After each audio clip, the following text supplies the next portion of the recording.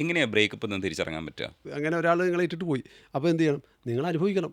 നമ്മളവരെ ബുദ്ധിമുട്ടിക്കാൻ പറയുന്നതല്ല. ആ വേദന, ആ സങ്കടം നമ്മൾ അനുഭവിക്കുക തന്നെ വേണം. പക്ഷേ നമ്മളതിനെ മറികടക്കാൻ പറ്റണം. ഒന്ന് ഇൻഫാക്ച്വേഷൻ, അല്ലെ ക്രഷ്, ആകർഷണം. അതെ. അതും രണ്ടാമത്തത് ലവ്. അപ്പോൾ നമ്മൾ ഇതിനെ തമ്മിൽ ഡിഫറൻഷ്യേറ്റ് ചെയ്യാൻ, കൃത്യമായിട്ട് അതിനെ ഒന്ന് വേർതിരിച്ച് കാണാൻ വേണ്ടിയാണ് നമ്മളത് കൊടുക്കുന്നത്. ഒരാളുടെ അടുത്ത് ഐ ലൈക്ക് യു എന്ന് പറയേണ്ട സ്ഥലത്ത് നമ്മൾ ചിലപ്പോൾ വാവിട്ടിട്ട് നമ്മൾ ഐ ലവ് യു എന്നൊക്കെ ചിലപ്പോൾ പറഞ്ഞു പോകും. അപ്പോൾ നമ്മൾ തന്നെ, ഞാനൊക്കെ എന്നോട് തന്നെ ചോദിക്കും, അല്ല ശരിക്കും ഐ ലവ് യു ആണോ എന്ന് ചോദിക്കില്ലേ? Talk to yourself once in a day, otherwise you may miss to meet a wonderful person in this world. എൻ്റെ ജീവിതം ഇപ്പോഴത്തെ അവസ്ഥയിൽ നിന്ന് കുറച്ചുകൂടെ മെച്ചപ്പെടണം എന്നാഗ്രഹിക്കുമ്പോൾ ചില മനഃശാസ്ത്ര രീതികൾ നമ്മൾ അവലംബിക്കുകയാണെങ്കിൽ, അത് നമ്മൾ പ്രവൃത്തിപഥത്തിൽ കൊണ്ടുവരികയാണെങ്കിൽ, നമുക്കതിനെ വേണേൽ പോസിറ്റീവ് സൈക്കോളജി എന്ന് വിളിക്കാം. സ്ട്രെസ് അവസാനിക്കുന്നത് നമ്മുടെ മരണം വരെയാണ്. എന്ന് നമ്മുടെ മരണമുണ്ട്, അന്ന് വരെ സ്ട്രെസ് ഉണ്ട്. സോ സ്ട്രെസ് ഇല്ലാത്തൊരു ജീവിതം, അങ്ങനൊരു നമ്മൾ പറയുന്ന കിനാശ്ശേരി സ്വപ്നം, ഞാൻ കാണുന്ന കിനാശ്ശേരി, അങ്ങനെ ഒരു സംഭവമില്ല. സ്ട്രെസ് ഇല്ലാത്തൊരു ലോകമില്ല. പിന്നെ എന്ത് ചെയ്യാൻ പറ്റും? സ്ട്രെസ്സിനെ ഹാൻഡിൽ ചെയ്യുക. പെർമനൻ്റ് ആണെന്നുള്ള ചിന്ത വേണ്ട. അവിടെ ലോ ഓഫ് ഇംപെർമനൻ്റ് എന്ന് പറയുന്ന ചിന്ത നമ്മുടെ ബ്രെയിനിൽ കൊടുക്കുന്ന നല്ലതാണ്. ജീവിത നിപുണതകൾ WHO പറഞ്ഞിരിക്കുന്ന 10 സെൽഫ് അവയർനെസ്, എമ്പതി, effective communication, interpersonal skill, problem solving, decision making, critical thinking, creative thinking, coping വിത്ത് ഇമോഷൻ, കോപ്പിംഗ് വിത്ത് സ്ട്രെസ്. ഈ 10 കാര്യം ഉണ്ടെങ്കിൽ നിങ്ങൾ രക്ഷപ്പെട്ടു കേട്ടോ. പക്ഷേ ഈ 10 കാര്യം പഠിച്ചെടുക്കാൻ ഇത് എളുപ്പത്തിൽ പറഞ്ഞു വന്നേ ഉള്ളൂ. മെച്ചപ്പെടലിൻ്റെ മേച്ചിൽപ്പുറങ്ങൾ എന്ന പുസ്തകത്തിൻ്റെ റൈറ്ററായിട്ടുള്ള OJ സ്കറി സാറാണ് നമുക്കിപ്പോൾ ഉള്ളത്. Hi sir. ഹലോ. ഈ പുസ്തകം വായിക്കാൻ എടുക്കുമ്പോൾ പണ്ട് ഈ സിഗ്മണ്ട് ഫ്രോയിഡിൻ്റെ സ്വപ്നങ്ങളുടെ അപഗ്രഥനമൊക്കെ ലൈബ്രറിയിൽ പോയിട്ട് പൊക്കിക്കൊണ്ട് വന്നിട്ട് നമ്മളിത് വായിച്ച് പഠിക്കാൻ ശ്രമിക്കണം. മനഃശാസ്ത്രം പഠിച്ചു തീർക്കുക എന്നുള്ളതാണ് ഉദ്ദേശം. അപ്പോൾ അതിനുള്ളൊരു സാധാരണ നോളജ് പോലും ഇല്ലാതെ നമ്മൾ വായിക്കുമ്പോൾ പറ്റുന്നൊരു അബദ്ധമുണ്ട്. പിന്നെ നമ്മൾ തിരിച്ച് പൊക്കിക്കൊണ്ട് പോയിട്ട് കുറേ നാളുകൾക്ക് ശേഷം വീണ്ടും എടുത്തുകൊണ്ട് വന്ന് പഠിക്കാൻ ശ്രമിക്കുന്നതൊക്കെ ഒരു അവസ്ഥയുണ്ട്. അപ്പോൾ ഞാനൊരു മനഃശാസ്ത്ര പുസ്തകം എടുക്കുമ്പോൾ എടുത്ത് വായിച്ചു തുടങ്ങിയപ്പോഴാണ് മനസ്സിലായത് ഇത് വളരെ ലളിതമായ കുറച്ച് കാര്യങ്ങളാണ്. അതായത് പോസിറ്റീവ് സൈക്കോളജി. ഞാൻ ഈ വാക്കിനെ സത്യം പറഞ്ഞു കഴിഞ്ഞാൽ അത്ര പോസിറ്റീവായിട്ടല്ല സമീപിച്ചത്. അതേക്കുറിച്ച് പറയാം. പക്ഷേ എങ്കിലും ഇതിൻ്റെ ഭാഷ ഇങ്ങനെ ആക്കണമെന്ന് കടുംപിടുത്തം പിടിച്ചത് എന്തുകൊണ്ടാണ്? മനഃശാസ്ത്രം ശരിക്കും ആൾക്കാർക്ക് അപഗ്രഥിക്കാനും പഠിക്കാനും ഒക്കെ വളരെ ബുദ്ധിമുട്ടാണ്.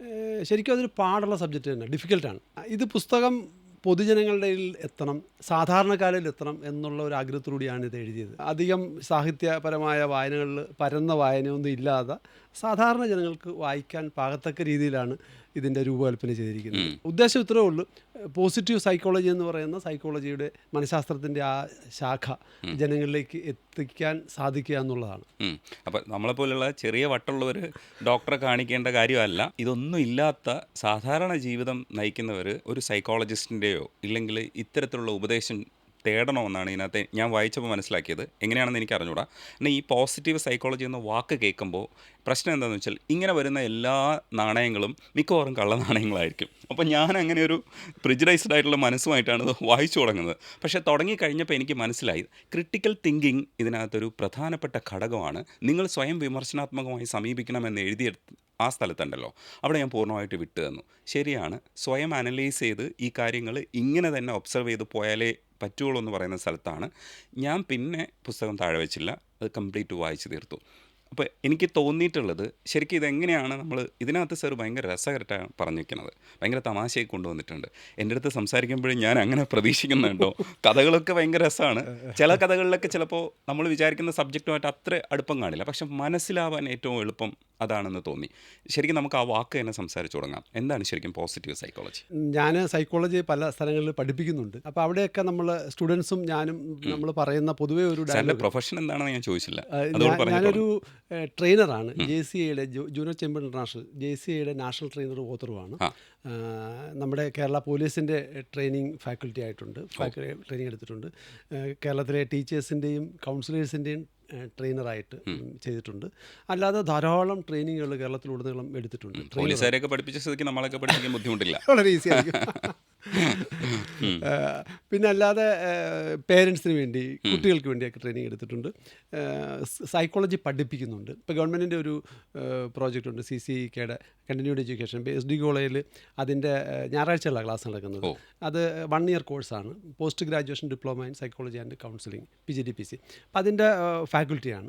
അപ്പോൾ അവിടെയൊക്കെ നമ്മൾ പറയുന്നത് കുറച്ച് ചെറിയ വട്ടൊക്കെയുള്ള കുറച്ച് ആൾക്കാർ വന്ന് ഒരു മുഴുവട്ടം പഠിപ്പിക്കുന്ന ഒരു രീതിയായിട്ടാണ് നമ്മളതിനെ പറയുന്നത്. പറയുന്നത്.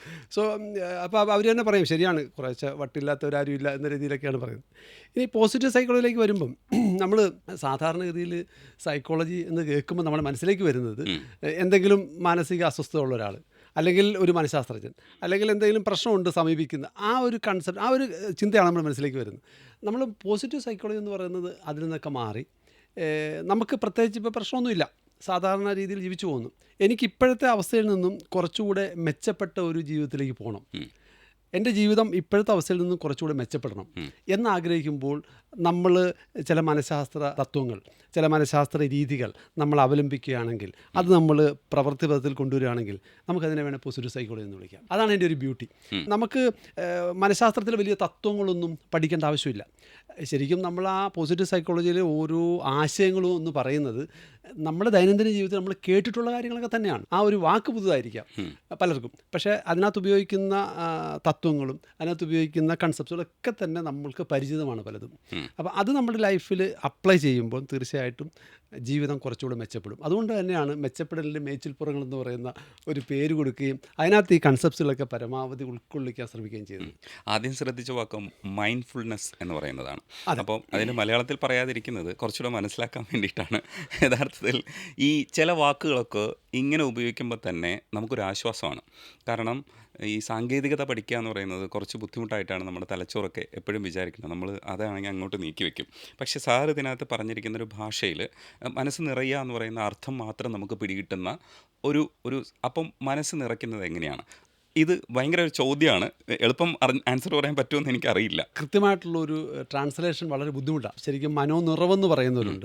നമ്മൾ ചെയ്യുന്ന വർത്തമാനകാലത്തിലെ കാര്യങ്ങളെ നമ്മൾ അവെയർ ആയതുകൊണ്ട് ചെയ്യുക, അതായത് അറിഞ്ഞുകൊണ്ട് ചെയ്യുക, അല്ലെ ചെയ്യുന്നത് അറിയുക എന്നുള്ള ഒരു മീനിങ് ആണ് വരുന്നത്. കൃത്യമായിട്ടുള്ള ഒരു മലയാളം വേർഡ് നമുക്ക് അതിന് ആനുപാതികമായിട്ടോ അതിന് കൃത്യമായിട്ടോ കിട്ടുമെന്ന് ചോദിച്ചു കഴിഞ്ഞാൽ ബുദ്ധിമുട്ടാണ്. അത് വേണ്ട, വേണ്ട. അതുകൊണ്ട് കാര്യം മനസ്സിലായാൽ മതി. അതുകൊണ്ട് തന്നെ നമ്മൾ ആ മൈൻഡ്ഫുൾനെസ് എന്നുള്ള പറയുന്ന വേർഡാണ് നമ്മൾ ഉപയോഗിക്കുന്നത്.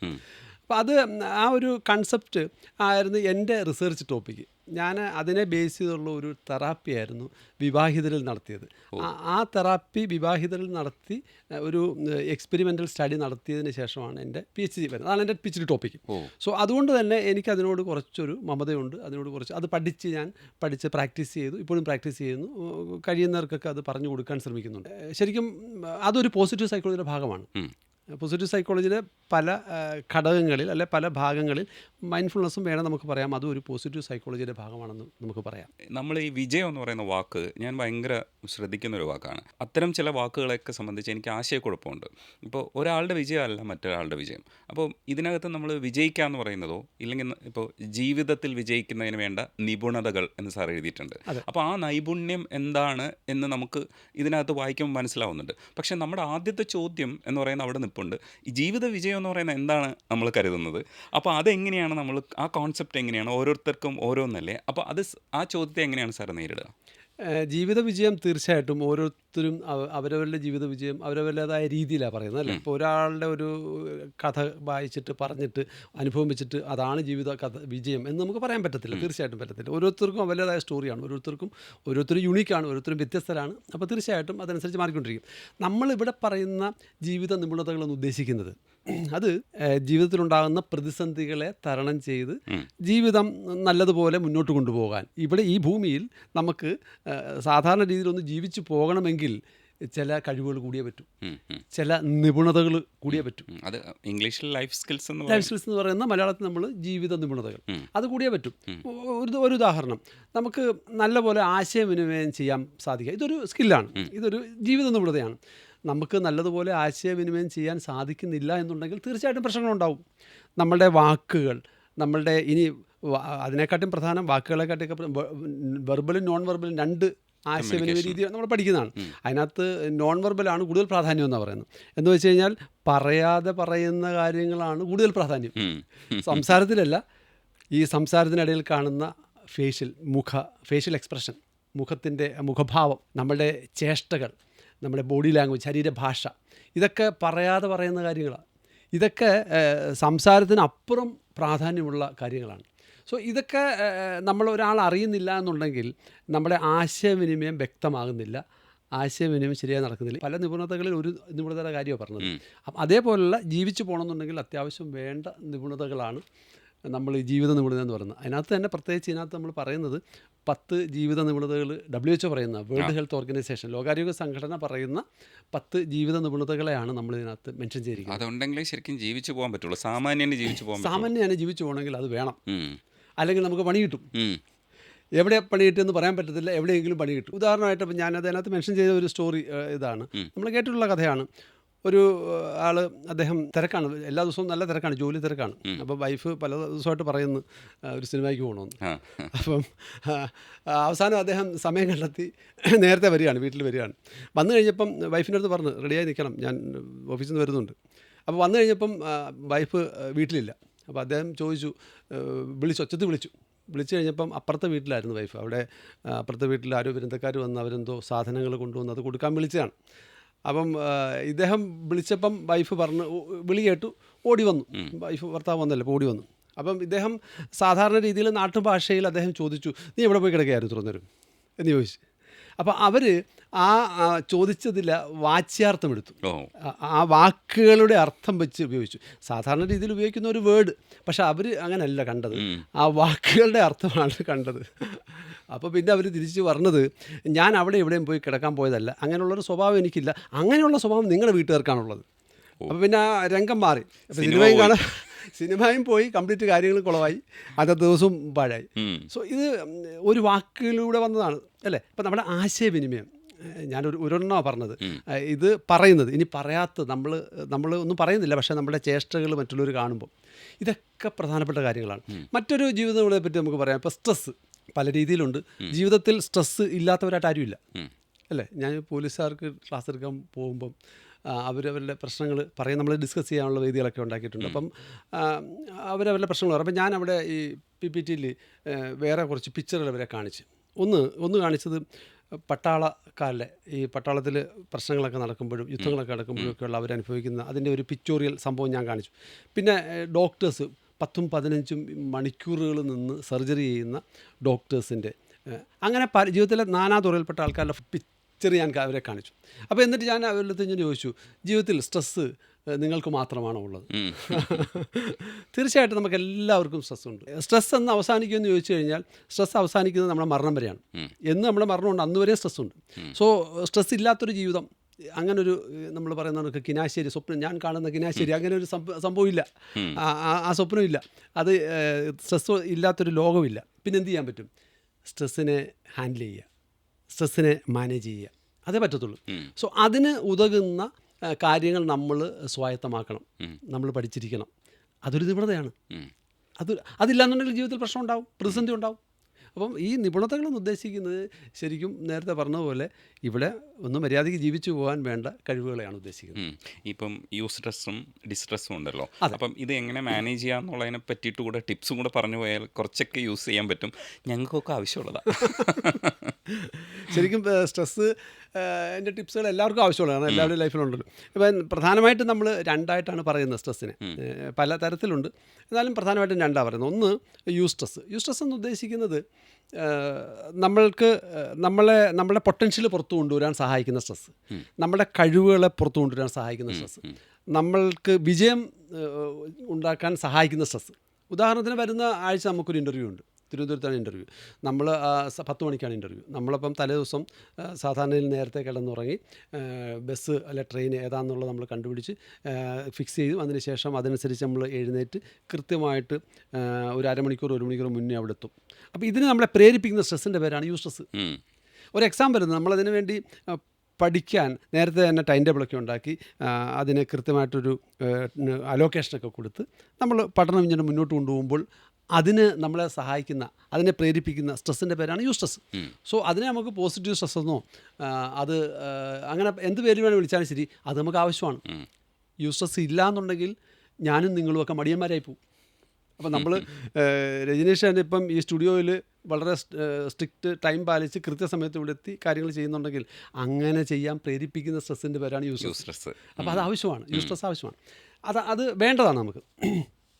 പിന്നെ സ്ട്രെസ്സ് പ്രശ്നം വരുന്നത്, നമ്മൾ സാധാരണ രീതിയിൽ സ്ട്രെസ് എന്നുള്ള വേർഡ് ഉപയോഗിക്കുന്നത് യൂസ്ട്രെസ്സിനെ അല്ല സാധാരണ ഉപയോഗിക്കുന്നത്, ഡിസ്ട്രെസ്സിനെയാണ്. ഡിസ്ട്രെസ് എന്ന് പറയുന്നതാണ് അടുത്ത ആഴ്ച പരീക്ഷയുണ്ട്. പരീക്ഷ എന്ന് കേൾക്കുമ്പം തന്നെ പ്രശ്നമാണ്. അത് കേൾക്കുമ്പോൾ തന്നെ നമ്മുടെ ബ്രെയിന് ചില കാര്യങ്ങൾ ഇഷ്ടപ്പെട്ടില്ല എന്നുണ്ടെങ്കിൽ ഹെസിറ്റൻ്റ് ആണ്. പിന്നെ അത് അങ്ങോട്ട് പോകത്തില്ല, വേറെ എന്തെങ്കിലും കാര്യത്തിലേക്ക് ഡൈവേർട്ട് ആകും. മൊബൈൽ നോക്കും, അല്ലെന്നുണ്ടെങ്കിൽ മറ്റെന്തെങ്കിലും കാര്യത്തിലേക്ക് പോകും. സോ അങ്ങനെ നമ്മൾ ശ്രദ്ധിക്കേണ്ട കാര്യത്തിൽ ശ്രദ്ധിക്കാതെ നമ്മളെ നമുക്കതിനകത്ത് ചെയ്യാൻ ഒന്നും പറ്റുന്നില്ല നമുക്ക്. അതിനെയാണ് ഡിസ്ട്രസ് എന്ന് പറയുന്നത്. അപ്പോൾ അതാണ് നമ്മൾ ഹാൻഡിൽ ചെയ്യാൻ പഠിക്കേണ്ടത്. അത് ഹാൻഡിൽ ചെയ്യാൻ നമ്മുടെ മുന്നിൽ വരുന്ന കേസുകൾ നമ്മൾ ആ കേസുകളുടെ അടിസ്ഥാനത്തിൽ നമ്മൾ പറഞ്ഞു കൊടുക്കും, ഇന്നതാണ്, അല്ല ഇന്ന രീതിയിൽ നമുക്ക് ആ കേസുകളുടെ അടിസ്ഥാനത്തിൽ നമുക്ക് ചെയ്യാം. പൊതുവേ നമുക്ക് ചെയ്യാൻ പറ്റുന്ന ചില കാര്യങ്ങൾ നമുക്ക് കുറച്ച് റിലാക്സേഷൻ കൊണ്ടുവരിക എന്നുള്ളതാണ്. എന്ന് പറഞ്ഞാൽ സ്ട്രെസ്ഫുൾ ഈവൻ്റ് ഉണ്ടായതെന്ന് പറഞ്ഞ് ഈ റിലാക്സേഷൻ മാത്രം ചെയ്ത് കഴിഞ്ഞാൽ ഒന്നും നടക്കത്തില്ല.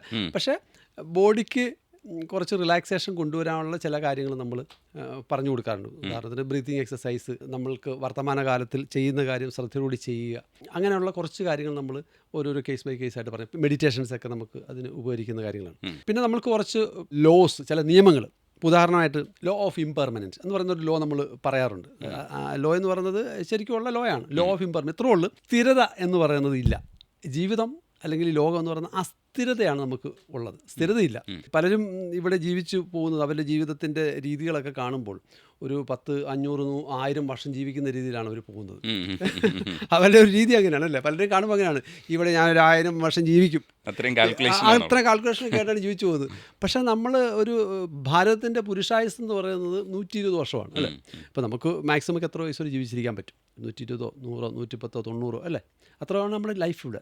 പക്ഷെ നമ്മുടെ കാൽക്കുലേഷൻസും നമ്മുടെ ജീവിതമൊക്കെ 1000, 500 വർഷം ജീവിക്കുന്നതാണ് കാണാം. അപ്പോൾ അത് നമ്മൾ ഒന്ന് മനസ്സിലാക്കേണ്ടത്, നമ്മൾ ഇവിടുത്തെ ജീവിതം എന്ന് പറയുന്നത് സ്ഥിരതയില്ല, അസ്ഥിരതയാണുള്ളത്. Law of impermanence. തൽക്കാലം നമ്മളൊരു 10-70 വർഷം കണക്കൂട്ടി ജീവിച്ചാൽ മതി. അതല്ല, 70 വയസ്സ് കൂടുതലുണ്ട് നമ്മൾ ആയുർദൈർഘ്യം, നമ്മുടെ ആവറേജ് ആയുർദൈർഘ്യം ഉണ്ട്. പിന്നെ രജനീഷിനെ പോലുള്ളവർ നമ്മൾ പ്രത്യേകിച്ച് അതൊന്നും അല്ല, അതിനൊക്കെ അപ്പുറമാണ്. കാരണം നമ്മളൊക്കെ പക്ഷേ ഇപ്പോൾ കണക്കൂട്ടുന്ന ഒരു 70 വർഷമൊക്കെ കണക്കൂട്ടി അങ്ങ് ജീവിച്ചു പോവുകയാണ്. അത്രയുള്ള കാൽക്കുലേഷൻസും സമ്പാദ്യമൊക്കെ ഉള്ളൂ. നമ്മുടെ ലൈഫ് ആ രീതിയിലാണെന്നുള്ളൊരു ചിന്ത നമുക്ക് വേണ്ട. അതായത് ഇപ്പം കാണുന്ന ഈ പ്രശ്നം അത് കുറച്ച് നാൾ കഴിയുമ്പോൾ ഒരു പക്ഷേ ഓട്ടോമാറ്റിക്കായിട്ട് പോകുമ്പോൾ നമ്മളൊന്ന് ആലോചിക്കുക, നമ്മുടെ ലൈഫിലുണ്ടായിരുന്ന പ്രശ്നങ്ങളൊക്കെ പലപ്പോഴും നമ്മൾ കിടന്ന് വല്ലാതെ ആദ്യ പിടിച്ചിട്ടുണ്ട്, വ്യസനിച്ചിട്ടുണ്ട്, വേദനിച്ചിട്ടുണ്ട്. പക്ഷെ അത് ഒരു പർട്ടിക്കുലർ ടൈം അല്ലെങ്കിൽ ഒരു പ്രത്യേക സമയം കഴിയുമ്പോൾ അത് മാറി, പിന്നീട് അതങ്ങനെ സംഭവമില്ല. അപ്പം എല്ലാം അങ്ങനെ മാറുമെന്നല്ല നമ്മൾ പറയുന്നത്. പക്ഷേ ടൈം ഒരു വലിയ ക്യൂറാണ് അല്ലേ?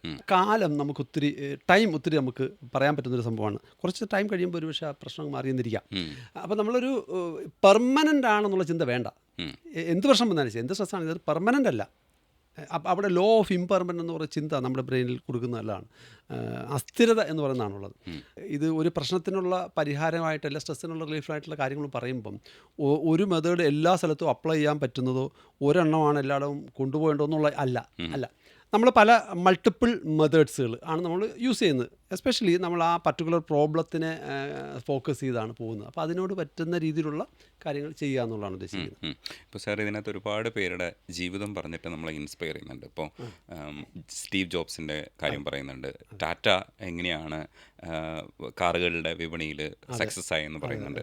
ഇതൊക്കെ നമ്മളെ സംബന്ധിച്ചിടത്തോളം ഭയങ്കര പോസിറ്റീവായിട്ടുള്ള കാര്യങ്ങളാണ്. പക്ഷേ ഇതിനകത്തൊക്കെ നമ്മൾ വലിയ വലിയ ആൾക്കാരുടെ ജീവിതം വായിക്കുമ്പോഴും ഇതൊന്നും നമ്മുടെ ജീവിതത്തിൽ നടക്കില്ല എന്നുള്ളൊരു അത്ഭുതത്തോടുകൂടി നമ്മൾ വായിച്ചിട്ട് വിടുകയാണ് ചെയ്യുന്നത്. സത്യത്തിൽ നമ്മുടെ ജീവിതത്തിൽ ഇത് സാധ്യമല്ലേ? ഞാൻ അതിനകത്ത് ഒരു ഇൻസിഡൻറ്റ് പറയാം. ഇപ്പോൾ ടാറ്റയുടെ കാര്യത്തിൽ നമ്മൾ സാധാരണ രീതിയിൽ പറയുന്നത് നമ്മളുടെ തീരുമാനങ്ങൾ പലതും വൈകാരികമാകാൻ പാടില്ല, ബൗദ്ധികമാകണം എന്നുള്ളതാണ്. ഡിസിഷൻ മേക്കിംഗ് അങ്ങനെ ആയിരിക്കണം നമ്മൾ പറയുന്നത്. പക്ഷേ ഈ ടാറ്റയുടെ ഇൻസിഡൻറ്റ് ഇതിനകത്ത് കൊടുത്തിരിക്കുന്നത് നടന്ന സംഭവം. അപ്പോൾ അത് ശരിക്കും വൈകാരികമാണ്. അദ്ദേഹം ഇവിടെ ഓട്ടോമൊബൈൽ ബിസിനസ് ചെയ്തു, അദ്ദേഹത്തിന് നഷ്ടം വന്നു, അദ്ദേഹം ടീമുമായിട്ട് അമേരിക്കയിൽ പോയി ഫോർഡിന് വിൽക്കാൻ പോയി.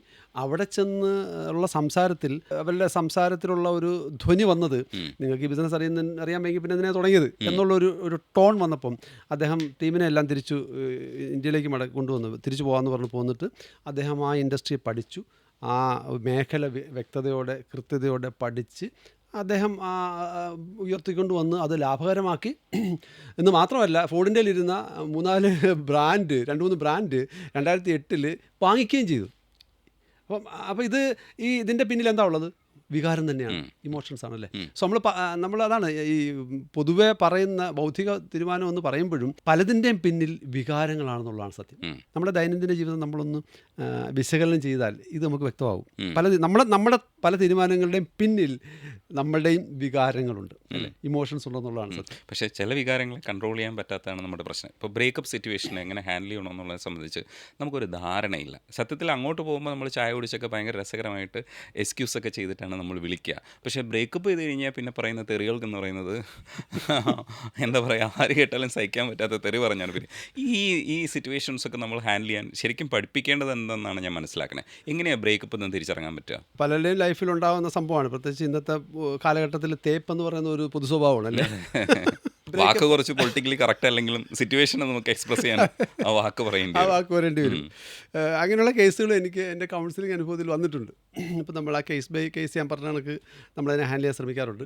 നമ്മളവിടെ പറയാൻ ശ്രമിക്കുന്ന ഒരു കാര്യം ഇതാണ്: നമ്മളൊരാളുടെ പ്രണയത്തിലാവുന്നു, ഒരാളെ ഇഷ്ടത്തിലാവുന്നു, രണ്ടുപേരും അവരുടെ സ്വപ്നങ്ങൾ പങ്കുവെക്കുന്നു, അവരുടെ ജീവിതം അങ്ങനെ മുന്നോട്ട് പോകുന്നു. ഒരു പക്ഷേ കുറച്ച് നാൾ കഴിയുമ്പം ഒരാൾക്ക് തോന്നുവാണ് ഇതിനകത്ത് പിന്മാറാൻ. അപ്പോൾ നമ്മൾ ഒന്ന് ആലോചിക്കേണ്ട ഒരു കാര്യം ഇതാണ്: എല്ലാവർക്കും സ്വാതന്ത്ര്യമുണ്ട്, അല്ലേ. ഒരാളെ ഇഷ്ടപ്പെടാനുള്ള സ്വാതന്ത്ര്യം ഉള്ളതുപോലെ തന്നെ അതിന് പിന്മാറാനുള്ള സ്വാതന്ത്ര്യമുണ്ട്. അതൊരാളുടെ വ്യക്തി സ്വാതന്ത്ര്യമാണ്, അല്ലേ. ഇപ്പം ഞാൻ ഒരാൾക്ക് വാക്ക് കൊടുത്തു കഴിഞ്ഞാൽ ജീവിതാവസാനം മൊത്തം ഞാൻ ഇങ്ങനെ സഹിച്ചുകൊണ്ടേ ഇരിക്കണം എന്ന് പറഞ്ഞു കഴിഞ്ഞാൽ അത് എങ്ങനെയാണ് ശരിയാവുന്നത്? അപ്പോൾ എനിക്ക് വേറൊരു അവസരത്തിൽ തോന്നുവാണ് എനിക്കിതിന്ന് പിന്മാറണമെന്ന് തോന്നാൽ അതിനുള്ള റൈറ്റ് ഇല്ലേ? അതെ, തീർച്ചയായിട്ടും ഉണ്ടല്ലേ. അപ്പോൾ ആ റൈറ്റ് നമ്മൾ അംഗീകരിച്ചു കൊടുക്കണം. അപ്പം ചോദ്യം അതല്ലായിരുന്നു, ചോദ്യം ഇപ്പുറത്തെ സൈഡാണ് നമ്മുടെ പ്രശ്നം. നമ്മുടെ പ്രശ്നം അതായിരുന്നല്ലോ, അയാൾ കളഞ്ഞിട്ട് പോകുന്നതാണല്ലോ നമ്മുടെ പ്രശ്നം. തീർച്ചയായിട്ടും നമുക്ക് വിഷമം ഉണ്ടാകണം, അത് തന്നെയാണ് വേണ്ടത്. ഇപ്പോൾ മൈൻഡ്ഫുൾനെസ്സിനെ സംബന്ധിച്ചിടത്തോളം പഠിപ്പിക്കുന്നത് ഇങ്ങനെയാണ്: നിങ്ങളുടെ ദുഃഖങ്ങൾ നിങ്ങൾ അനുഭവിക്കുക തന്നെ വേണം, അങ്ങനെ പറയുന്നത്. അങ്ങനെ ഒരാൾ നിങ്ങളെ ഇട്ടിട്ട് പോയി, അപ്പോൾ എന്ത് ചെയ്യണം? നിങ്ങൾ അനുഭവിക്കണം. നമ്മളവരെ ബുദ്ധിമുട്ടിക്കാൻ പറയുന്നതല്ല, ആ വേദന, ആ സങ്കടം നമ്മൾ അനുഭവിക്കുക തന്നെ വേണം, അനുഭവിക്കുക. പക്ഷേ നമ്മളതിനെ മറികടക്കാൻ പറ്റണം, നമുക്കതിനെ മറികടക്കാൻ പറ്റണം. അതാണ് നമ്മൾ ചെയ്യുന്നത്. ഇപ്പോൾ അതിനകത്ത് നമ്മൾ ചെയ്യുന്ന ഒന്ന് പറയാൻ പറ്റുന്ന ഒരു കാര്യം: നമ്മൾ ഒരു വ്യക്തിയെ ഒരു പക്ഷേ ജീവിതത്തിൻ്റെ ഇങ്ങനെ മുന്നോട്ടുള്ള പ്രയാണത്തിൽ ഒരു സ്റ്റേജിൽ, ഒരു ഘട്ടത്തിൽ നമ്മളൊരാളെ പരിചയപ്പെടുന്നു. ആ പരിചയപ്പെട്ടതിന് ശേഷം അവരുമായിട്ട് നമ്മൾ ദുഃഖങ്ങളും സ്വപ്നങ്ങളും ഒക്കെ പങ്കുവെച്ച് മുന്നോട്ട് പോകുന്നു. അത് ബ്രേക്കപ്പ് ആവുന്നു. അപ്പോൾ നമ്മൾ ചിന്തിക്കേണ്ടത്, അതിന് മുന്നേ വരെ നമ്മുടെ ജീവിതം ഇവിടെ ഉണ്ടായിരുന്നു, അല്ലേ. 10-20 വർഷം, അല്ലെ 10-15 വർഷം, അത്ര നാളും നമ്മളിവർ ജീവിച്ചായിരുന്നു, അല്ലേ. ഒത്തിരി പേര് നമ്മളെ സ്നേഹിച്ച്, അല്ലേ. ഒത്തിരി പേര് നമ്മളും സ്നേഹിച്ച്, പലരുടെയും കരുതലും പലരുടെയും തലോടലും ഒക്കെ കൊണ്ടാണ് നമ്മളിവിടെ വരെ എത്തിയത്. ഒത്തിരി ജീവിതം, സ്നേഹം ഒക്കെ പങ്കുവച്ചതിന് ശേഷമാണ് ഈ ഒരു സ്റ്റേജിലെത്തിയത്. അപ്പം ഒരു വ്യക്തി ഇല്ലെങ്കിൽ പോലും നമുക്ക് ജീവിതം മുന്നോട്ട് പോകേണ്ടതല്ലേ, കാരണം ഇത്രയും നാളും ജീവിച്ചതല്ലേ. ഈ ഒരു ചിന്ത നമുക്ക് കൊടുക്കുന്നതല്ല. ഇത്രയും നാളും ഒരു പക്ഷേ നമ്മളെ മുന്നോട്ട് കൊണ്ടുപോയ നമ്മുടെ അച്ഛൻ, നമ്മുടെ അമ്മ, നമ്മുടെ സഹോദരൻ, നമ്മുടെ കൂട്ടുകാർ, ഇവരൊക്കെ ഉള്ളതല്ലേ. നമ്മളൊരു പ്രത്യേകിച്ച് പ്രണയത്തിലൊക്കെ ആകുന്ന സമയത്ത് സംഭവിക്കുന്നത്, നമ്മുടെ എല്ലാ ഫോക്കസും ഒരു വ്യക്തിയിലേക്ക് മാറും. പിന്നെ അവിടെ സംഭവിക്കുന്ന ഏറ്റവും വലിയൊരു പ്രശ്നം, അദ്ദേഹത്തിൻ്റെ പ്ലസ് പോയിന്റ് മാത്രമേ നമ്മൾ കാണത്തുള്ളൂ. അന്നേരം നമ്മൾ വേറെ മൈനസ് പോയിന്റ് ഒന്നും കാണത്തില്ല. അന്നേരം ഭയങ്കര പോസിറ്റിവിറ്റിയാണ്. അന്നേരം വായനാറ്റമൊന്നുമില്ല. അതിനുശേഷമാണ് ഈ വായനാറ്റമൊക്കെ സംഭവിക്കുന്നത്. സോ അതുകൊണ്ട് നമ്മൾ പോസിറ്റീവായിട്ടുള്ള കാര്യങ്ങൾ മാത്രമേ കാണത്തുള്ളൂ. ഒരു വ്യക്തിക്ക് തീർച്ചയായിട്ടും ലിമിറ്റേഷൻസ് ഇല്ലേ. ഒരു വ്യക്തിക്ക് അയാളുടെ മെറിറ്റ്സും ഡിമെറിറ്റ്സും ഇല്ലേ, അല്ലേ. അപ്പം അത് നമ്മൾ കാണില്ല. ആ പ്രണയത്തിൻ്റെ ഏർപ്പെടുമ്പോൾ ഉണ്ടാകുന്ന സംഭവിക്കുന്ന ഒരു കാര്യമാണ്. അതുകൊണ്ടാണ് കല്യാണം കഴിഞ്ഞ് കഴിയുമ്പം കുറച്ച് പ്രശ്നങ്ങളൊക്കെ ആവുന്നത്. കല്യാണത്തിന് മുന്നേ വലിയ ആവേശവും കാണും, പക്ഷേ അതിന് ശേഷം അത് മാറുന്നത് അതുകൊണ്ടാണ്. അപ്പോൾ നമ്മൾ ആ ഒരു സംഭവം ഈ ബ്രേക്കപ്പ് ആയിട്ടുള്ള ആളെ അദ്ദേഹത്തെ ബോധ്യപ്പെടുത്താൻ, അത് ആണായാലും പെണ്ണായാലും ബോധ്യപ്പെടുത്താൻ നമുക്ക് ശ്രമിക്കും. കാരണം നമ്മളിവിടെ ജീവിക്കുന്നു, ജീവിതം ഒരാളെ കണ്ടുകൊണ്ട് സ്റ്റോപ്പ് ചെയ്യേണ്ട ഒന്നല്ല. നമുക്ക് ജീവിതം ഇനി മുന്നോട്ട് പോകണം. ദുഃഖമുണ്ടാകും, വിഷമമുണ്ടാകും, തീർച്ചയായിട്ടും ഉണ്ടാകും. കാരണം നമ്മൾ അത്രമേൽ സ്നേഹിച്ച ഒരാളാണ്. അപ്പം അതിൻ്റെ വിഷമം നമ്മൾ സഹിക്കുക, പക്ഷേ അത് ഹാൻഡിൽ ചെയ്യാൻ പറ്റുക. വേദനയോ ദുഃഖമോ ഉണ്ടാകത്തില്ല, അല്ലെങ്കിൽ നിങ്ങളുടെ ഉറക്കം വരാഴിക, അല്ലെങ്കിൽ ഉറക്കമില്ലായ്മ കുറച്ച് ദിവസത്തേക്കോ ഒക്കെ തോന്നുക, ഇതൊക്കെ സ്വാഭാവികമായ കാര്യങ്ങളായിട്ട് നമ്മൾ പറ്റുന്നത്. അങ്ങനെ തന്നെയാണ്. പക്ഷേ അതിനുശേഷം നമ്മൾ മാറണം. ഇപ്പോൾ എൻ്റെ അടുത്ത് വന്ന ഒരു കേസിൻ്റെ ഞാൻ പറയാം. ഇപ്പം ഹസ്ബൻഡ് മരിച്ചതിന് ശേഷം എൻ്റെ അടുത്ത് വൈഫും മോളും മോനും മോൻ്റെ വൈഫും, അങ്ങനെ 4 പേരുടെ വന്നായിരുന്നു ഒരു കൗൺസിലിംഗ് വന്ന. അപ്പം അവിടെ നമ്മൾ കാണുന്ന ഇതാണ്: ആ മരണത്തിന് ശേഷം കുറച്ച് നിശ്ചിത ദിവസത്തിന് ശേഷം അവർ സാധാരണ രീതിയിലേക്ക് മടങ്ങണം. പക്ഷെ അവരെ കൊണ്ട് പറ്റുന്നില്ല. അതുകൊണ്ടാണ് അവർ വന്നത്. സാധാരണ രീതിയിൽ ഒരു പൊതുവായിട്ടുള്ളൊരു നിയമം, ആ നിയമം ഇതാണ്: ഈ ലോകത്തിൽ ജീവിച്ചു പോകുമ്പം മരണം അത് സ്വാഭാവികമായ കാര്യമാണ്, അല്ലേ. ഞാനും രജനീഷും എല്ലാവരും ഒരു ദിവസം മരിക്കത്തില്ലേ? രജനീഷ് മരിക്കത്തില്ലായിരിക്കും അല്ലേ? ഇല്ല, അത് എല്ലാവരുടെയും വിചാരം അങ്ങനെയാണ്. അപ്പം ഞാൻ മരിക്കൂല. അപ്പം നമ്മളെല്ലാവരും ഒരു ദിവസം പോകും. തീർച്ചയായിട്ടും കൂടെയുള്ളവർക്ക് വേദന ഉണ്ടാവും അല്ലേ? വേദന ഉണ്ടാവും, ഒരു സംശയമില്ല. അപ്പോൾ ആ വേദന കുറച്ച് ദിവസം കഴിയുമ്പം അത് സാധാരണ ജീവിതത്തിലേക്ക് മടങ്ങി വരേണ്ടതാണ് നമ്മൾ. അങ്ങനെ മടങ്ങി വരാതിരിക്കുമ്പോഴാണ് പ്രശ്നം. അപ്പോൾ ഈ കേസിൽ അവർക്ക് അത് കുറച്ച് ദിവസം കഴിഞ്ഞിട്ടും മാറ്റാൻ പറ്റുന്നില്ല. പ്രധാനപ്പെട്ട ഒരു കാരണം അവർ ഇവിടെ ഉണ്ടായിരുന്നു, വിദേശത്ത് ഉണ്ടായിരുന്നവരെല്ലാം ഒരുമിച്ചായിരുന്നു. വേറെ ഈ പറഞ്ഞ കണക്ക് മറ്റു കോണ്ടാക്ട്സുകളിലേക്കാട്ടും കൂടുതൽ വിവാഹത്തിന് ശേഷം മറ്റ് എല്ലാത്തിലുപരി അവർ അങ്ങോട്ട് ആ ഒരു ഫോക്കസായിരുന്നു അവരുടെ ഫാമിലി. അപ്പോൾ കൂടുതൽ അടുപ്പമുണ്ടാവും. തീർച്ചയായിട്ടും വിഷമമുണ്ടാകും. പക്ഷേ എന്നിട്ടും മടങ്ങി വരാൻ സാധിക്കാത്തതുകൊണ്ടാണ് അവർ വന്നത്. തീർച്ചയായിട്ടും നമ്മളതിനെ ആ രീതിയിൽ അവരുടെ അടുത്ത് സംസാരിക്കുകയും എക്സ്പ്ലെയിൻ ചെയ്യുകയൊക്കെ ചെയ്തു. കുറച്ച് ദിവസം അവർ കുറച്ചുകൂടെയൊക്കെ ബെറ്ററായി. സാവധാനം വരത്തില്ല, ഇത് സ്വിച്ച് ഇട്ടാണെങ്കിൽ മാറുന്ന സംഭവമൊന്നുമല്ല. തീർച്ചയായിട്ടും വികാരങ്ങളും വിചാരങ്ങളും മനുഷ്യൻ്റെ മനസ്സുമൊക്കെയാണ്. തീർച്ചയായിട്ടും അതിൻ്റേതായ സമയം എടുക്കണം, മാറി വരും. അങ്ങനെയാണ് അത് സംഭവിക്കുന്നത്. ഒരു പ്രണയം ആവണമെങ്കിൽ കുറേ കാര്യങ്ങൾ പാലിക്കപ്പെടണം. അതിനകത്ത് പ്രതിബദ്ധത എന്നുള്ളത് ഉണ്ട്. അപ്പം ഈ പ്രതിബദ്ധതയില്ലാതെ പ്രണയം നടക്കൂലേ എന്നുള്ളത് എൻ്റെ സംശയമാണ്. അത് എങ്ങനെയാണ് കാണേണ്ടതെന്ന് എനിക്ക് അറിഞ്ഞൂടാ. ഇതിൻ്റെ ഒരു സാറിൻ്റെ ഒരു പെർസ്പെക്റ്റീവ് എന്താണ്, ഇല്ലെങ്കിൽ എന്താണ് സാർ പറയാൻ ശ്രമിക്കുന്നത്? നമ്മൾ ഈ സ്കൂളുകളിലും കോളേജിലൊക്കെ ഇങ്ങനെയുള്ള കുട്ടികളുമായിട്ടൊക്കെ ഡീൽ ചെയ്യുന്ന സമയത്തും നമ്മൾ സംസാരിക്കുന്ന ഒരു സംഭവമാണിത്. 2 ടേമുകളാണുള്ളത്. ഒന്ന് ഇൻഫാക്ച്വേഷൻ അല്ലെ ക്രഷ്, ആകർഷണം. അതെ. അതും രണ്ടാമത്തത് ലവ്. അപ്പോൾ നമ്മൾ ഇതിനെ തമ്മിൽ ഡിഫറൻഷ്യേറ്റ് ചെയ്യാൻ, കൃത്യമായിട്ട് അതിനെ ഒന്ന് വേർതിരിച്ച് കാണാൻ വേണ്ടിയാണ് നമ്മളത് കൊടുക്കുന്നത്. കൗമാര കാലഘട്ടത്തിലുള്ള ഒരു കുട്ടിക്ക് അല്ലെങ്കിൽ ഒരു യുവാവിന്, യുവതിക്ക് ഒക്കെ, ഒരു ആൺകുട്ടിക്ക് പെൺകുട്ടിക്കൊക്കെ ഒരു അട്രാക്ഷൻ തോന്നുക സ്വാഭാവികമാണ്. It's quite natural. അപ്പോൾ അങ്ങനെ വരുമ്പം അത് എതിർലിംഗത്തിൽപ്പെട്ട ആളോടാകാം, സെയിം ലിംഗത്തിൽപ്പെട്ട ആളോടും ആകാം. സോ അങ്ങനെ ഒരു ആകർഷണം തോന്നുക അത് സ്വാഭാവികമാണ്. നമ്മൾ ആ ആകർഷണത്തെയാണ് ഈ ഇൻഫാക്ച്വേഷൻ അല്ലെങ്കിൽ ക്രഷ് എന്ന് ഉപയോഗിക്കുന്നത് അല്ലേ? പക്ഷേ അത് ഈ സാധാരണ അങ്ങനെ ഒരു ഇൻഫാക്ച്വേഷൻ ക്രഷ് വരുമ്പോൾ അത് പ്രേമമാണ് അല്ലെങ്കിൽ ലവ് ആണെന്ന് തെറ്റിദ്ധരിക്കാതിരിക്കാൻ വേണ്ടിയാണ് നമ്മളതിൻ്റെ വാക്കിൻ്റെ വ്യത്യാസം പറഞ്ഞു കൊടുക്കാൻ ശ്രമിക്കുന്നത്. ലവ് ആകണമെന്നുണ്ടെങ്കിൽ നമ്മൾ പറഞ്ഞാൽ ഈ പറഞ്ഞ കണക്കൊരു 2-3 കാര്യങ്ങളാണ് സ്റ്റെയിൻബർഗ് പറയുന്നത്. അതൊരു ഓഫ് കോഴ്സ് വിദേശ കൺസെപ്റ്റാണ്. മിക്കവാറും സൈക്കോളജിയിലെ കൺസെപ്റ്റ്സുകളൊക്കെ നമ്മൾ പഠിക്കുന്നതൊക്കെ മിക്കവാറും വിദേശത്തു നിന്ന് വന്ന കാര്യങ്ങൾ തന്നെയാണ്, നമ്മളിന്നില്ല എന്നുള്ളതല്ല. അപ്പോൾ ഇത് കൊണ്ടുവന്ന സ്റ്റെയിൻബർഗാണ്. അദ്ദേഹം പറയുന്നത് 3 കാര്യങ്ങളുണ്ടെങ്കിലാണ് പ്രണയമാകത്തുള്ളതെന്നാണ് അദ്ദേഹം പറയുന്നത്. അപ്പോൾ ഒന്ന് പാഷൻ, നമ്മുടെ ഒരു വല്ലാത്തൊരു അഭിനിവേശം. 2 പിന്നെ ഇൻറ്റിമസി, അടുപ്പം, വല്ലാത്ത അടുപ്പം. സാധാരണ പല വ്യക്തികളുണ്ട്, അതൊന്നുമല്ല, ഒരു വ്യക്തിയോട് എനിക്ക് വല്ലാത്തൊരു അടുപ്പം, സ്ഥിരം തോന്നുന്ന കാര്യങ്ങൾ. ഇത് തന്നെ പരിപാടിയല്ലേ? അതാണ് ഒരെണ്ണം, ഇൻറ്റിമസി. അപ്പം രണ്ടാമത്തെ പാഷൻ. പല സംഭവങ്ങളുണ്ട്, പക്ഷേ എനിക്ക് ഈ വ്യക്തിയോടുള്ള ഒരു അഭിനിവേശം. മൂന്നാമത്തെ വേർഡാണ് കമ്മിറ്റ്മെൻറ്റ് അല്ലെങ്കിൽ പ്രതിബദ്ധത. അപ്പോൾ ആ പ്രതിബദ്ധത ഉദ്ദേശിക്കുന്ന ഇതാണ്. നമ്മൾ കോളേജിലൊക്കെ പഠിക്കുന്ന പിള്ളേരുടെ കാര്യം പറയുമ്പം ബസ് സ്റ്റോപ്പിൽ വെച്ച് ഒരു ലൈൻ, പിന്നെ ബസ്സിൽ കയറി കഴിയുമ്പം മറ്റൊരു ലൈൻ, ഇറങ്ങുന്ന സ്ഥലത്ത് വേറൊരു ലൈൻ, കോളേജ് ക്ലാസ് നിന്ന് കഴിഞ്ഞാൽ വേറെ ലൈൻ, ഇങ്ങനെ നമ്മൾ പറയാറുണ്ട്. സോ അങ്ങനെ ഉണ്ടെന്നുണ്ടെങ്കിൽ അതിൻ്റെ അർത്ഥം അതിന് കമ്മിറ്റ്മെൻറ്റ് ഇല്ല, പ്രതിബദ്ധത ഇല്ല. ഇതിനകത്ത് നമ്മൾ ഒരെണ്ണം സെലക്ട് ചെയ്യുമ്പോഴാണ് പ്രശ്നം വരുന്നത്. അതെ, അവരെ സെലക്ട് ചെയ്ത് കഴിയുമ്പോൾ പിന്നെ നമ്മൾ ഒന്ന് ലവ് ആയി കഴിഞ്ഞാൽ പിന്നെ അവിടെ പ്രണയമായി അല്ലേ, പ്രണയം എസ്റ്റാബ്ലിഷ് ആയി. അപ്പോൾ പിന്നെ നമ്മൾ വേറെ, പക്ഷേ ഒരു ബാക്കപ്പ് വേണ്ടേ നമുക്ക്? എന്ത് ചെയ്യും? ഇന്നത്തെ ആൾക്കാർ ചിന്തിക്കുന്ന അതേ രീതിയിലാണല്ലേ. ബാക്കപ്പ് തീർച്ചയായിട്ടും വേണം. അപ്പോൾ ബാക്കപ്പ് വെച്ചിട്ട് പോകുമ്പോഴാണ് നമ്മളുടെ പ്രണയത്തിൻ്റെ ഒരു ഒരു പരിശുദ്ധിയോ എന്നൊക്കെ പറയുന്നത് ഇല്ലാതാകുന്നു. അപ്പോഴാണ് പ്രതിബദ്ധത ഇല്ലാന്നുണ്ടെങ്കിൽ പ്രണയത്തിൻ്റെ ആ 3 കാര്യങ്ങൾ ത്രികോണമായിട്ട് നമ്മൾ കാണിക്കുന്നത്. അതിനകത്ത് ഒരെണ്ണം ലൂസാകുകയാണ് ചെയ്യുന്നത്. അപ്പോൾ സ്റ്റെയിൻബർഗിൻ്റെ അഭിപ്രായത്തിൽ അങ്ങനെ വരുമ്പോൾ അത് പ്രണയമാകുന്നില്ല എന്നാണ് അദ്ദേഹം പറയുന്നത്. എത്ര കണ്ടത് പ്രായോഗികമാണെന്നൊക്കെ ചോദിച്ചു കഴിഞ്ഞാൽ ബുദ്ധിമുട്ടാണ്. പ്രത്യേകിച്ച് മറ്റുള്ള ഒരാൾക്കാരെ കാണുമ്പോൾ ഉള്ളൊരു ഇൻഫാക്ച്വേഷനോ ഒരു ക്രഷോ ഒക്കെ അതൊക്കെ ലൈഫ് ലോങ് ആണ്. അതൊക്കെ നമുക്ക് എപ്പോഴും വേണേൽ തോന്നാം. പക്ഷെ അത് അങ്ങനെ തോന്നുന്നതുകൊണ്ട് പ്രശ്നമൊന്നുമില്ല. തോന്നലുകൾ ഓക്കെയാണ്, തോന്നലുകളെ പാടുള്ളൂ. അതിൻ്റെ അപ്പുറത്തേക്ക് പോകരുത്. അപ്പുറം പോകുമ്പോൾ ചില പ്രശ്നങ്ങളുണ്ട്. അപ്പുറമൊക്കെ പോകുമ്പോൾ വേലി ചാടുമ്പോഴാണ് പ്രശ്നം വരുന്നത്. വേലി വരെയൊക്കെ ഓക്കെ.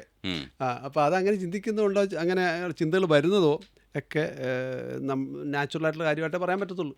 അതിനപ്പുറത്തേക്ക് പോകുമ്പോൾ ആണ് പ്രശ്നങ്ങളുണ്ടാകുന്നത്. പ്രശ്നം എന്താണ്? നമ്മൾ കമ്മിറ്റഡായിട്ടുള്ള ഒരാൾ നമുക്കുണ്ടെങ്കിൽ, നമുക്ക് കമ്മിറ്റഡായിട്ട് ഒരാളുണ്ട്, ഓക്കെ, അങ്ങനെ ആകുമ്പം പല സ്ഥലങ്ങളിൽ പോകുമ്പം പല പ്രശ്നങ്ങളുണ്ടാകും. അതാണ് ഇഷ്യൂസ്. അല്ലാതെ പേഴ്സണലി വ്യക്തിപരമായിട്ട് ഒരാൾക്ക് എന്ത് വേണേ ആകാം. പക്ഷേ ഇവിടെ കമ്മിറ്റ്മെൻ്റ് ഉള്ളപ്പം വേറെ ചില പ്രശ്നങ്ങളുണ്ട്. അയാൾ നമ്മളോട് കമ്മിറ്റഡാണ്, നമ്മൾ അയാളോട് കമ്മിറ്റഡാണ്. അപ്പം അങ്ങനത്തെ കുറച്ച് ഇഷ്യൂസ് വരും അല്ലേ. പ്രത്യേകിച്ച് കുടുംബങ്ങളാകുമ്പം ഫാമിലി, കുട്ടികൾ, നമ്മുടെ ഒരു രീതി ഒക്കെ വരുമ്പം അങ്ങനെ ചില പ്രശ്നങ്ങളുണ്ടാവാം. എല്ലാവർക്കും അക്സെപ്റ്റ് ചെയ്യാൻ പറ്റണമെന്നില്ല, എല്ലാവരും ഒരേ കണക്കല്ല. അല്ലെങ്കിൽ അതേ കണക്ക് വിശാലതയുള്ള ഒരു സമൂഹമൊക്കെ ആയിരിക്കണം. അപ്പം അങ്ങനെ ഇനി അങ്ങനെയാണെങ്കിൽ തന്നെയും കുറച്ചൊരു പിന്നെ ഇൻറ്റിമസിയോ അല്ലെങ്കിൽ എന്താണ് നമ്മളൊരു വേർഡ് ഉപയോഗിക്കുമല്ലോ, പൊസസീവ്നെസ്, അതൊക്കെ ഒരു പക്ഷേ തോന്നാവുന്നതാണ് അല്ലേ? ഈ ക്ലാഷ് വരുന്ന അവസരങ്ങളിലൊക്കെ ഇതെങ്ങനെ മാനേജ് ചെയ്യും എന്നുള്ളതാണ്. ഈ ബ്രേക്കപ്പിന്റെ സിറ്റുവേഷൻ പറഞ്ഞില്ലേ, ആ സമയത്തൊക്കെ നമുക്ക് ഉണ്ടാവുന്ന ഒരു ആദി ഉണ്ടല്ലോ, ഈ ആദ്യം മറികടക്കണമല്ലോ. അപ്പം നമ്മൾ മറ്റെന്തെങ്കിലുമൊക്കെ കാര്യങ്ങൾ ചെയ്ത് മറികടന്ന് പോകാൻ പറ്റുമോ, അത് നമുക്ക് മറ്റെന്തെങ്കിലും കാര്യം ചെയ്യാതിരുന്ന് കഴിഞ്ഞാൽ തന്നെ ഇത് ക്യൂർ ആവുമോ? നമ്മുടെ ഫോക്കസ് ഒന്ന് ഷിഫ്റ്റ് ചെയ്യാൻ പറ്റുന്നു എന്നുള്ളതാണ് ഒരു കാര്യം. ഇത്രയും നാൾ നമ്മളൊരാളുടെ അദ്ദേഹത്തിൻ്റെ കാര്യങ്ങൾ മാത്രം, അത് വേറെ ഒന്നുമില്ലായിരുന്നു നമുക്ക്. അപ്പോൾ നമ്മുടെ ഫോക്കസ് ഇനി മറ്റെന്തെങ്കിലും ഏരിയയിലേക്ക് മാറ്റും. ഒന്നെങ്കിൽ നമ്മുടെ പ്രൊഫഷനിലേക്ക് ഒന്ന് മാറ്റാൻ പറ്റുമെങ്കിൽ ശ്രമിക്കുക, അല്ലെങ്കിൽ നമ്മുടെ സൗഹൃദങ്ങളിലേക്ക് മാറ്റാൻ പറ്റുമെങ്കിൽ ശ്രമിക്കുക, അല്ലെങ്കിൽ മറ്റ് പല ഏരിയകളിൽ സാമൂഹ്യ ഇടപെടലുകളിലേക്ക് മാറ്റാൻ ശ്രമിക്കുക. അങ്ങനെ നമ്മുടെ ഒരു ഫോക്കസ് അതിൽ നിന്ന് മാറ്റി കുറച്ചുകൂടെ സൃഷ്ടിപരമായ കാര്യങ്ങളിലേക്കോ, അല്ലെങ്കിൽ കുറച്ചുകൂടെ നമ്മുടെ കരിയറിനെ ഡെവലപ്മെൻറ്റ് ചെയ്യുന്ന കാര്യത്തിലേക്കോ, അല്ലെങ്കിൽ മറ്റ് രീതിയിൽ നമുക്ക് ഡെവലപ്പ് ആകുന്ന മറ്റേതെങ്കിലും ഒരു രീതിയിലേക്ക് ഫോക്കസ് മാറ്റിക്കഴിഞ്ഞാൽ കുറച്ചുകൂടെ നമുക്ക് റീകൂപ്പ് ചെയ്യാൻ, അല്ലെങ്കിൽ കുറച്ചൊന്നുകൂടെ ബെറ്റർ ആകാൻ പറ്റും. ഈ ONV സാറിനോട് എന്താണ് സുഖമെന്ന് ചോദിച്ചപ്പോൾ നമ്മളെ ഒരാൾ സ്നേഹിക്കപ്പെടുന്നു എന്നുള്ള തോന്നൽ നമുക്കുണ്ടാവുന്നതാണ് ഏറ്റവും വലിയ സുഖം എന്നാണ് പറഞ്ഞത്. അപ്പോൾ ഈ ചില കാര്യങ്ങളിലൊക്കെ നമ്മൾ പൊയറ്റിക്കായിട്ട് ഇത് വായിക്കുമ്പോഴും ഈ കാര്യത്തിലൊക്കെ ഈ പൊസസീവ്നെസ് ഒക്കെ നമുക്ക് വരും. നമ്മളെ ഒരാൾ നോക്കുമ്പോൾ അയാൾ വേറൊരാളെ പോയി നോക്കിക്കഴിഞ്ഞാൽ നമുക്ക് പണി പറ്റില്ല, നമുക്ക് അക്സെപ്റ്റ് ചെയ്യാൻ പറ്റില്ല. അപ്പോൾ ഇതൊക്കെ മറികടന്ന് പോവേണ്ടതുണ്ട്. അപ്പോൾ അവിടെയൊക്കെ ഈ സെൽഫ് ലവ് എന്ന് പറയുന്ന ഒരു കാര്യം വെച്ചിട്ട് പലപ്പോഴും മറികടക്കാം. ഇപ്പോൾ സാറ് തന്നെ ഇതിനകത്ത് സെൽഫ് ലവിനെ കുറിച്ച് പറയുന്നുണ്ട്.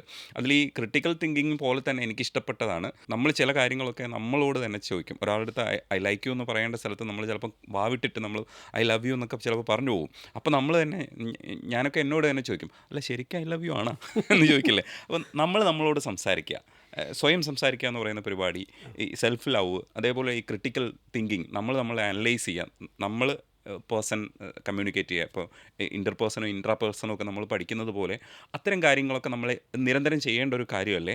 അതുണ്ടെങ്കിൽ നമുക്ക് ശരിക്കും ചില കാര്യങ്ങളൊക്കെ മറികടക്കാൻ പറ്റില്ലേ? നമ്മളതിനകത്തൊരു പറയുന്ന ഈ ലൈഫ് സ്കിൽസിനകത്ത് ആദ്യം പറയുന്നത് സെൽഫ് അവയർനെസ്, സ്വയാവബോധം. ശരിക്കും അതിനകത്ത് വരുന്ന കാര്യങ്ങൾ തന്നെയാണ് ഈ പറഞ്ഞതല്ല. ഞാൻ ആരാ എന്ന് ഞാൻ അറിയുക. ഇപ്പോൾ എനിക്ക് ലോകത്തിലുള്ള പല കാര്യങ്ങളും അറിയാം, പല കാര്യങ്ങളെപ്പറ്റി ഞാൻ സെർച്ച് ചെയ്യുന്നു, പല കാര്യങ്ങളും ഞാൻ അന്വേഷിക്കുന്നു. പക്ഷേ എൻ്റെ കാര്യം എന്തുമാത്രം അതെനിക്കറിയത്തില്ല. ഞാൻ ആരുടെ സംസാരിക്കുമ്പോഴാണ് എനിക്കൊരു പ്രചോദനം കിട്ടുന്നത്, ആരുടെ സംസാരിക്കുമ്പോഴാണ് ഞാനല്ലാതെ വല്ലാതെ ഡൗൺ ആകുന്നത്, എന്ത് ചിന്തകളാണ് എന്നെ അങ്ങോട്ട് മോട്ടിവേറ്റ് ചെയ്യുന്നത്. ഇങ്ങനെയുള്ള രീതികൾ അറ്റ്ലീസ്റ്റ് എൻ്റെ കാര്യം ഞാൻ അറിഞ്ഞിരിക്കണം അല്ലേ. അപ്പോൾ അറിഞ്ഞില്ല എന്നുണ്ടെങ്കിൽ അത് വലിയ പ്രശ്നമാണ്. നമ്മൾ ലോകത്തിലുള്ള പല കാര്യങ്ങളെപ്പറ്റി അന്വേഷിക്കുന്നു, അറിയുന്നു, അതുപോലല്ലോ നമ്മുടെ കാര്യം അറിയണ്ടേ. സ്വാമി വിവേകാനന്ദൻ്റെ ഒരു വേർഡിംഗ് ഉണ്ട്, അത് വളരെ അർത്ഥവത്താണ്. Talk to yourself once in a day, otherwise you may miss to meet a wonderful person in this world. അപ്പം നിങ്ങൾക്ക് വളരെ അത്ഭുതകരമായ ഒരു സുഹൃത്തിനെ നഷ്ടപ്പെടും. അതാരായിരിക്കും? നമ്മൾ തന്നെ. സോ അത് അദ്ദേഹം വളരെ മനോഹരമായിട്ട് പറഞ്ഞിട്ടുണ്ട്. എന്ന് പറയുന്നത് ഇതാണ്, നമ്മളെപ്പറ്റി അറിയുക. ഞാൻ ആരാ, ഞാൻ എന്താ, എനിക്കെന്താ ഇഷ്ടമുള്ളത്, എന്നെ പരിപോഷിപ്പിക്കുന്ന കാര്യങ്ങൾ എന്താണ്, എന്നെ തളർത്തുന്ന കാര്യങ്ങളാണ് എന്താണ്. ഓരോ ദിവസവും എൻ്റെ പ്രവൃത്തികളൊന്ന് എഴുതി വെക്കുകയാണെങ്കിൽ, എണീക്കുന്നത് മുതൽ കിടക്കുന്നത് വരെയുള്ള കാര്യങ്ങൾ നമ്മളൊന്ന് എഴുതി നോക്കുകയാണെന്നുണ്ടെങ്കിൽ ആ കാര്യങ്ങളിൽ, ആ പ്രവൃത്തികളിൽ എന്തെല്ലാമാണ് എന്നെ പരിപോഷിപ്പിക്കുന്നത്, എന്തെല്ലാമാണ് എന്നെ തളർത്തുന്നത്.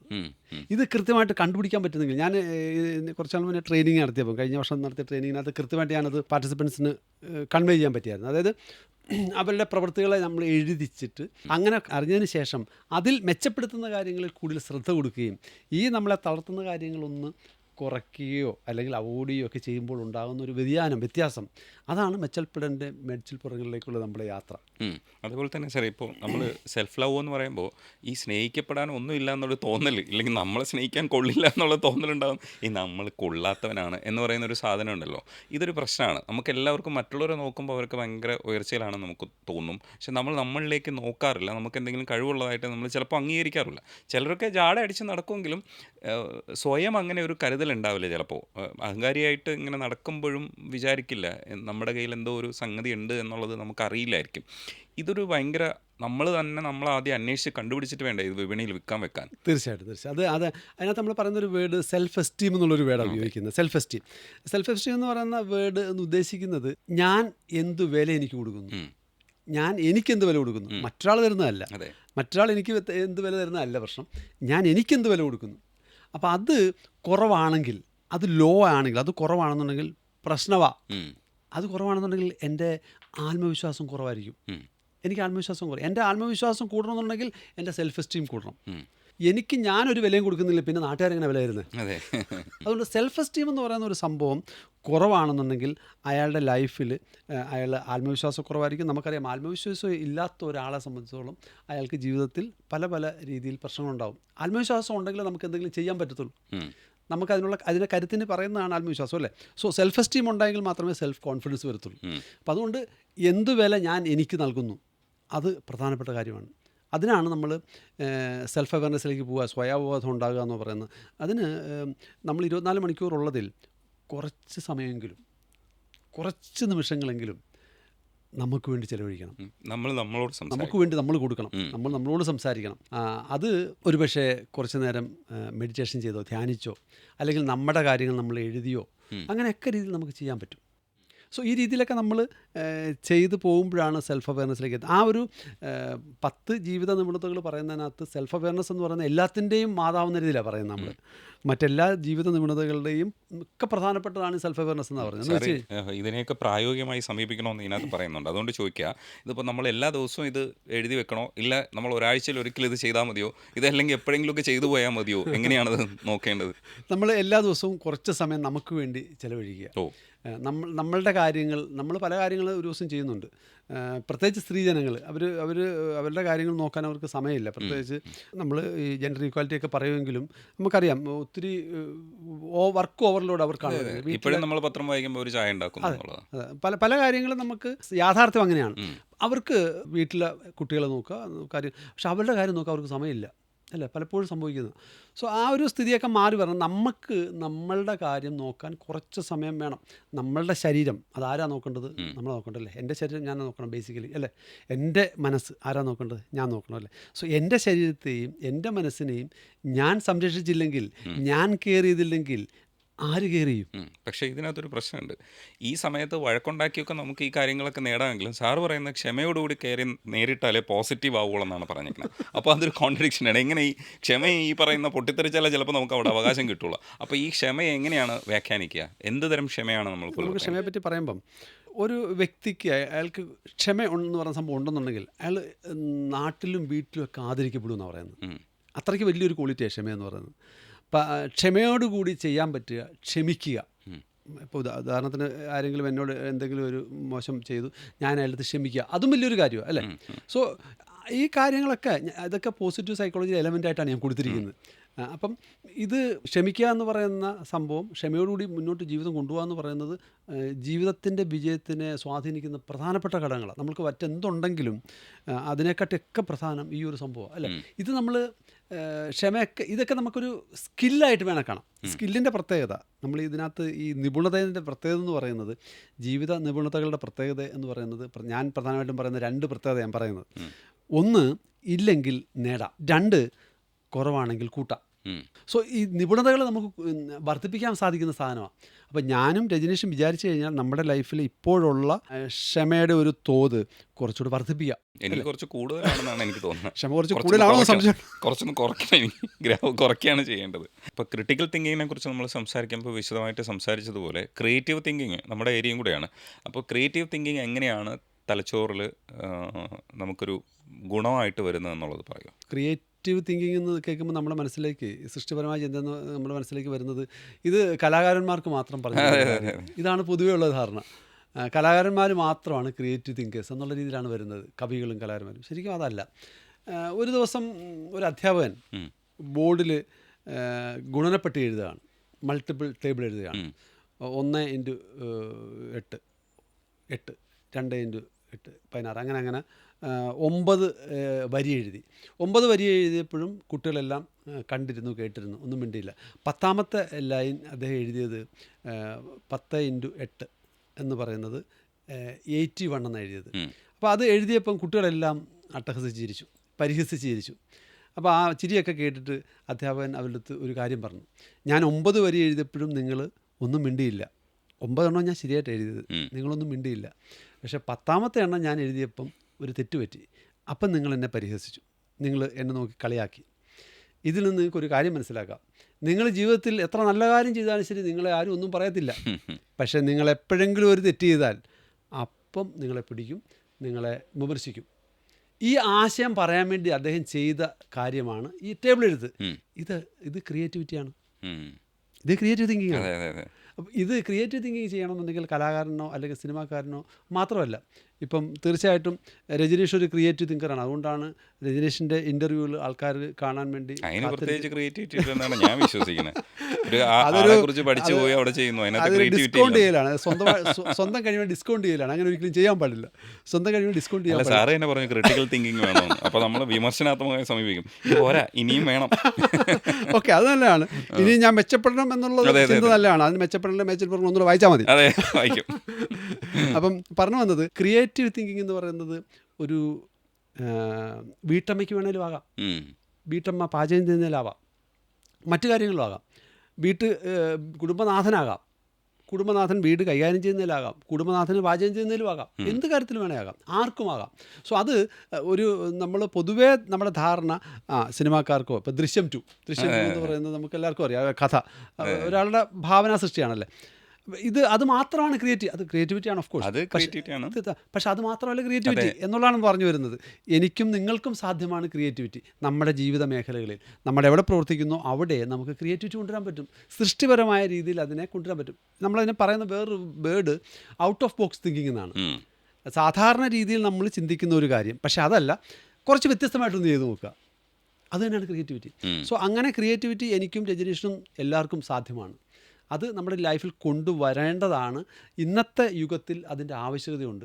ഇന്നത്തെ ജോലിക്കാരും ഇന്നത്തെ സമൂഹത്തിൽ ജീവിക്കുന്നവർക്ക് എല്ലാവർക്കും ക്രിയേറ്റിവിറ്റി വേണം.